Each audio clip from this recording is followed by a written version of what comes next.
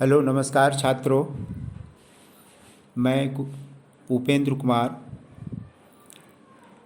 हिंदी शिक्षक, केंद्रीय विद्यालय कटिहार से कक्षा 9 के लिए व्याकरण से एक पाठ लेकर मैं उपस्थित हूँ। व्याकरण का पाठ है वाक्य। आज हम लोग पढ़ेंगे वाक्य की परिभाषा, यानी वाक्य किसे कहते हैं, वाक्य के कितने भेद हैं, आदि आदि हम इसे विस्तार से आज पढ़ेंगे। तो सबसे पहले हम देखें कि वाक्य की परिभाषा क्या है। हम वाक्य की परिभाषा कक्षा 6-7 से भी आप पढ़ते हुए आ रहे हैं। कमोबेश परिभाषा वही है, समझने की चीज़ है। सार्थक शब्दों का वह व्यवस्थित समूह जिसमें भावों विचारों को प्रकट करने की क्षमता हो, उसे वाक्य कहते हैं। इसके कुछ गुण या विशेषताएं हैं, जैसे सार्थकता अर्थात शब्द सार्थक हों, योग्यता अर्थात शब्दों में अर्थ की योग्यता हो, पदक्रम वाक्य में पदक्रम एक निश्चित क्रम में होते हैं, अन्वय वाक्यों में शब्दों को हम स्थान बदल कर भी अर्थ निकालते हैं, इसी को हम अन्वय कहते हैं। तो ये इनकी विशेषता है। वाक्य के उदाहरण पे हम विचार करें, जैसे संचिता बाजार जाती है, एक वाक्य है। संचिता बाजार जाती है, राम किताब पढ़ता है। अगर शब्द को हम रखें बाजार है, संचिता जाती, तो इसका निश्चित अर्थ और सामान्य अर्थ निकलने में बाधा होती है। इसलिए एक निश्चित क्रम में संचिता बाजार जाती है, ये इसका पदक्रम है। राम किताब पढ़ता है में भी इसी तरह से पदक्रम दिया हुआ है। हिंदी में कर्ता पहले और उसके अनुसार से क्रिया सबसे बाद में आती है। अब हम वाक्य के भेद पर विचार करेंगे। वाक्य भेद के दो आधार हैं, अर्थ के अनुसार वाक्य भेद और रचना के अनुसार वाक्य भेद। यहाँ कक्षा 9वीं में अर्थ के अनुसार वाक्य भेद का अध्ययन हम करेंगे।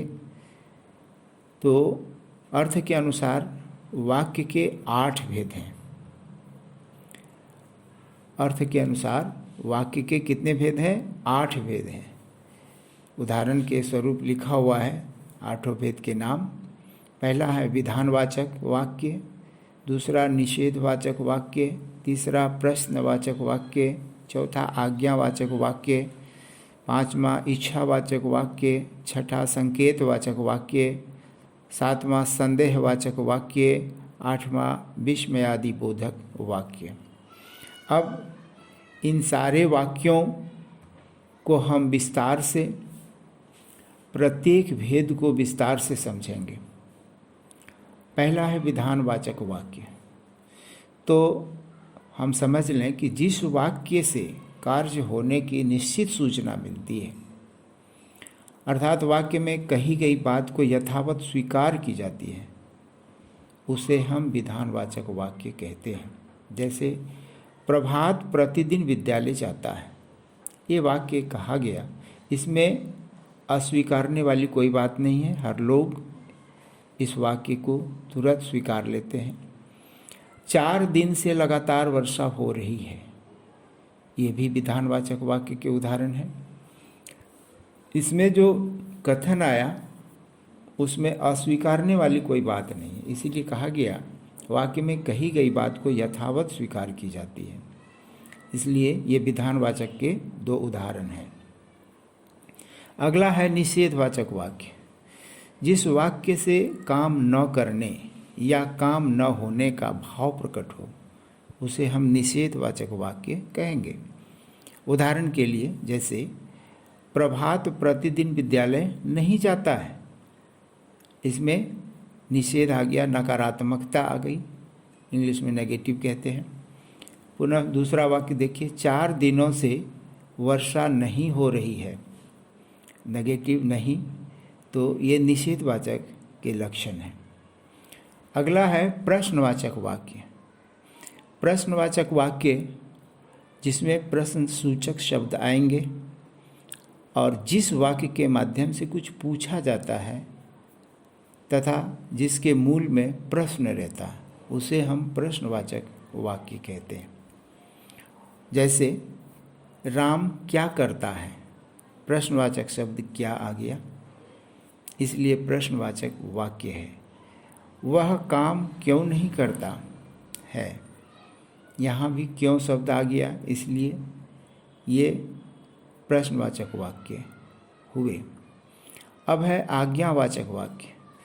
तो जिस वाक्य से आज्ञा या अनुमति लेने या अनुमति देने का भाव प्रकट होता है उसे हम आज्ञावाचक वाक्य कहते हैं। उदाहरण के लिए देखिए, जैसे मदन एक गिलास पानी ले आओ। मदन को आज्ञा है, मदन एक गिलास पानी ले आओ, तुम अपना काम खुद से करो। यहाँ कुछ करने के लिए एक आदेश है।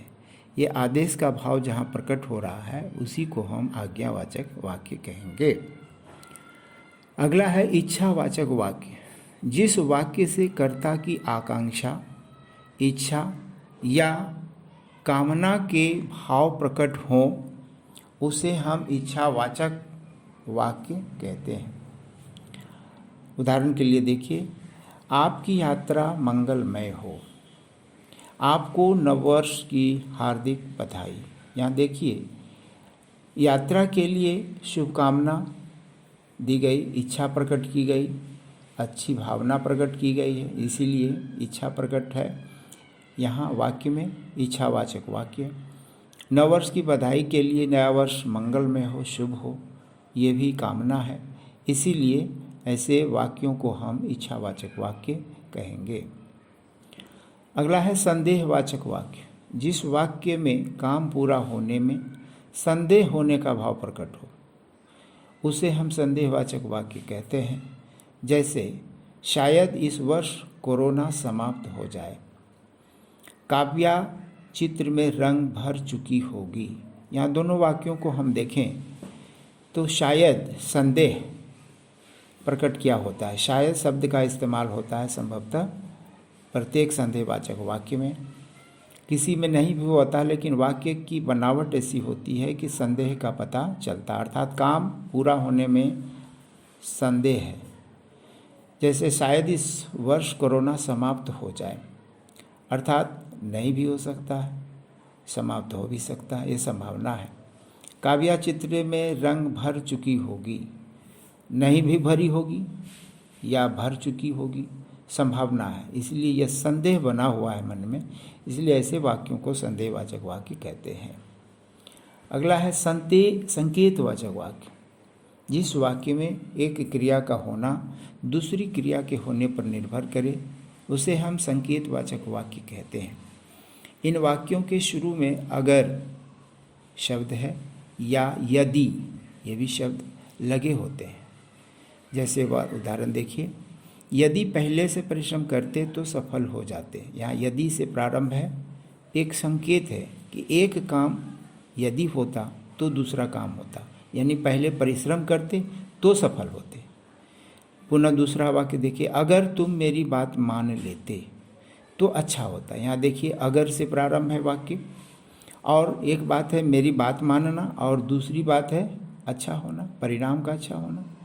तो यहाँ एक काम का होना दूसरे काम पर निर्भर है, अच्छा परिणाम निर्भर है कुछ अच्छी बातों को मानने के ऊपर, ठीक है। सफलता निर्भर है परिश्रम के ऊपर, तो एक काम एक दूसरे काम पर निर्भर है। ऐसे वाक्यों को संकेतवाचक वाक्य कहते हैं। विस्मयादि बोधक वाक्य। जिस वाक्य से विस्मय, भय, हर्ष, दुख, शोक, घृणा आदि का भाव प्रकट होता है उसे हम विस्मयादि बोधक वाक्य कहते हैं।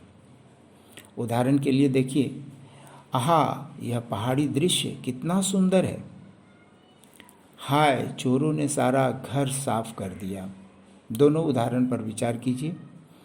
आहा अर्थात मन में विस्मय हो गया, विस्मय इस बात का, आश्चर्य इस बात का कि दृश्य कितना सुंदर है, तो ऐसे भाव प्रकट हो गए वाक्य से, इसीलिए इसे विस्मय आदि बोधक वाक्य कहते हैं।